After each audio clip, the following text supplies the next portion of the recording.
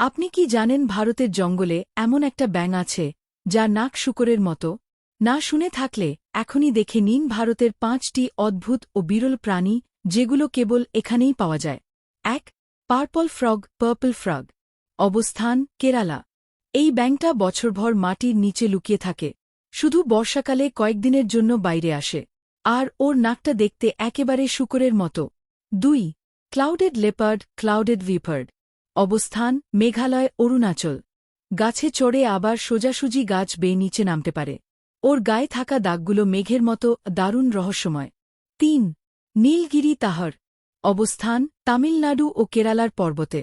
একটা রাজকীয় পাহাড়ি ছাগল, কিন্তু দুঃখের বিষয় এই প্রাণী এখন প্রায় বিলুপ্তির পথে। ৪. Indian golden Gecko. অবস্থান পূর্বঘাট।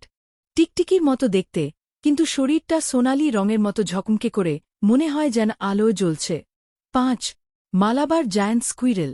অবস্থান পশ্চিমঘাট। কমলা, নীল, বেগুনি আর বাদামি রঙের বিশাল এক কাঠবিড়ালি, এর লেজ সহ দৈর্ঘ্য ৩ ফুট পর্যন্ত হতে পারে। এই প্রাণীগুলোর মধ্যে আপনি আগে কোনটার নাম শুনেছিলেন? কমেন্টে লিখে জানান।